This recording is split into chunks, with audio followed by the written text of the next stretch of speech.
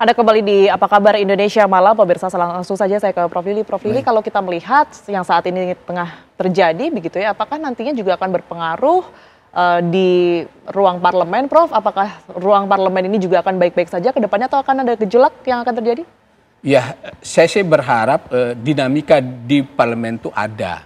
Jangan adem ayem. Yang saya takutkan adalah adem ayem itu, tidak ada dinamika. Saya sih berharap juga sikap kritis PDIP terhadap pembahasan rancangan undang-undang, pembahasan APBN dan sebagainya itu harus ditujukan gitu. Ya? Meskipun mungkin tidak ada istilah walkout itu, gitu. Jadi sikap kritis itu tetap disampaikan gitu.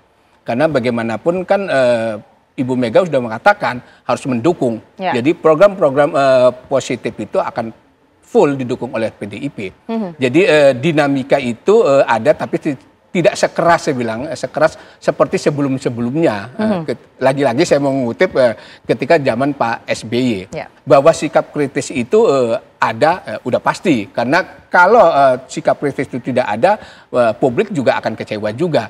Ini bagaimana sih PDIP ini? Katanya sebagai penyimbang, tapi menang-menang baik kan, seperti begitu kan, diam-diam saja. Jadi pasti ada dinamika-dinamika itu, tetapi tidak sepanas seperti zaman-zaman dulu. Dan yang perlu ditekankan adalah saya kira memang parlemen itu kan sebagai alat kontrol bukan dalam konteks untuk menjatuhkan pemerintahan. Dan saya termasuk yang tidak setuju itu. Karena kita rakyat sudah memberikan mandat untuk 5 tahun, ya 5 tahun itu. Jangan sampai diganggu di tengah jalan itu. Dulu juga saya selalu mengkritik pemerintahan SBY itu ya jangan diganggu dalam 5 tahun itu. Nah sekarang juga jangan diganggu bahwa Pak Prabowo tetap 5 tahun, tapi sikap kritis itu ketika undang-undang itu menyimpang dari amanah konstitusi ya harus disikapi. Karena kalau PDIP tidak mengambil alih itu, saya yang takutkanlah ekstraparlamenter. Demonstrasi-demonstrasi sehingga kemudian muncul tagar-tagar.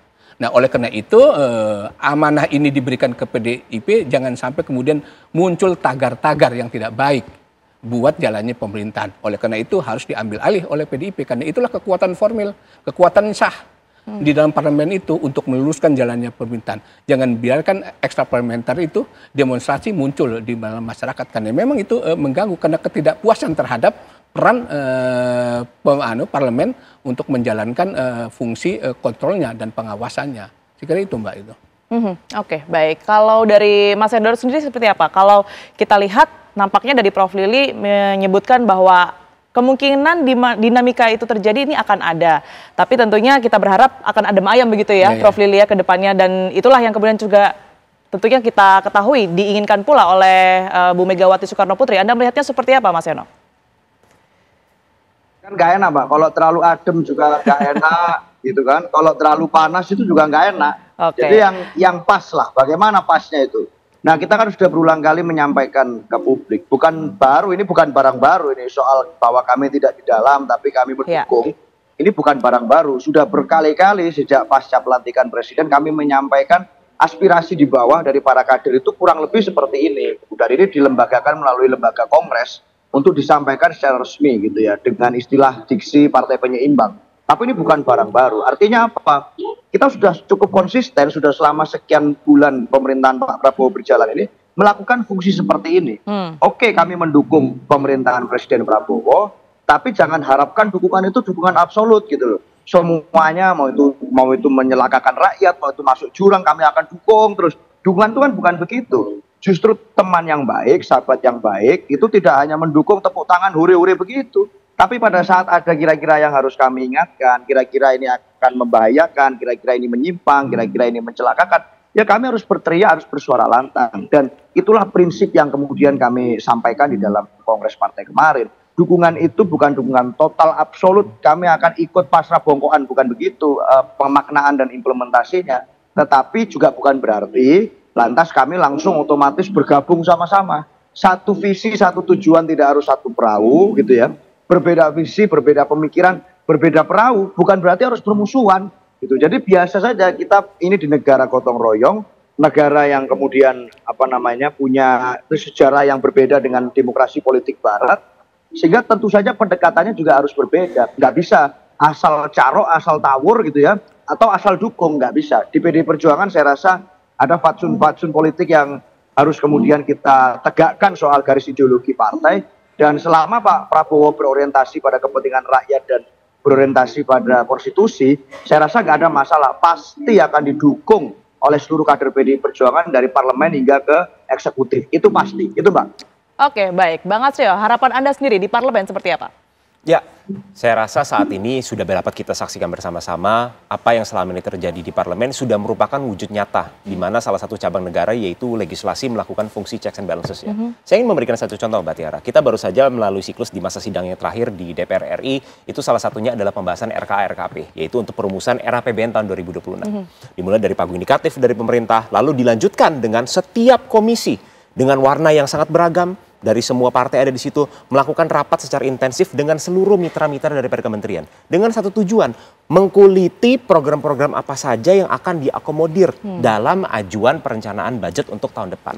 Dan ini dilakukan dalam spirit apa Mbak? Karena kenapa? Kita perlu memastikan bahwa program-program ini semuanya satu dapat dirasakan oleh masyarakat. Yang kedua adalah kemarin baru saja di awal tahun ini, jangan lupa kita baru saja melalui satu babak yang sangat penting di Republik ini, yaitu adalah babak efisiensi. Efisiensi itu bukan adalah spendingnya dihilangkan, tapi efisiensi adalah merealokasi spending-spending yang tadinya tidak berkualitas menjadi spending berkualitas. Nah ini kemarin kita jaga juga di parlemen. Bagaimana caranya supaya tahun depan jangan sampai lagi ada anggaran-anggaran yang berorientasi quality spendingnya rendah. Sebagai contoh, perjalanan dinas yang tidak perlu, rapat-rapat seremonial yang tidak perlu. Itu kita pastikan supaya itu tidak terjadi. Nah ini saya rasa merupakan sebuah babak-babak yang telah dilalui dan di mana saat ini parlemen, di mana Partai Gerindra juga berada di dalamnya dan secara aktif menyuarakan feedback-feedback yang konstruktif untuk mitra-mitra kami yang berada di pemerintahan. Oke, baik. Prof Lili, dengan adanya sikap dari PDI Perjuangan seperti ini, siapa sih sebenarnya yang diuntungkan dan bagaimana kemudian nasib dari partai koalisi yang lain? Sekira pertama dengan sikap PDIP mengambil posisi sebagai penyimbang tentu rakyat merasa diuntungkan. Karena kita yang tadinya sempat quote and quote putus asa gitu, wah kalau begitu bisa semua partai bergabung, ternyata tidak. Check and balance-nya bekerja begitu ya Pak? Ternyata ini sudah terjawab gitu. Ibu Mega mendeklar gitu. Dan itu sekali lagi publik memberikan apresiasi, terutama para kelompok-kelompok masyarakat civil society gitu terhadap sikap PDIP itu. Terus yang kedua juga ini kan demokrasi kita itu kan baru berapa umurnya masih muda sekali. Dan dengan adanya PDIP yang konsisten untuk mengawal demokrasi, ya tentu ini juga menyelamatkan masa depan demokrasi kita. Yang beberapa pengamat demokrasi kita ini mengalami regresi, mengalami kemunduran, bisa juga lahirnya otoritarisme. Ini ada asa. Ada harapan dengan PDIP berada di luar pemerintahan itu sebagai penyimbang. Tentu saya kira untuk semuanya juga partai-partai di koalisi pemerintahan ya harus menghormati juga pilihan tadi. Pilihan PDIP sebagai partai penyimbang bahwa mereka juga yang di koalisi memberikan sumbangan untuk kemajuan bangsa, suatu kehormatan, PDIP juga suatu kehormatan juga. Mengambil posisi sebagai partai penyimbang. Jadi dua-duanya itu hal yang baik menurut saya.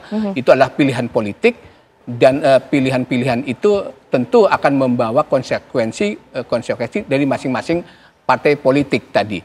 Yang katakan Mas Seno bukan hanya sekedar elektoral, tetapi juga ada misi, ada nilai. Itu sebenarnya yang diinginkan oleh publik. Jangan selalu hitung-hitungannya elektoral, tetapi misi, virtue dari partai itu apa sih sebenarnya? Kebajikan yang ingin ditorehkan untuk publik ini bagaimana? Untuk republik itu yang sebenarnya yang alpa sekarang oleh partai politik. Sehingga kemudian kan ada kekecewaan, ada kemudian bahkan anti terhadap partai politik. Nah ini ada asa yang ditorehkan oleh PDIP. Ya?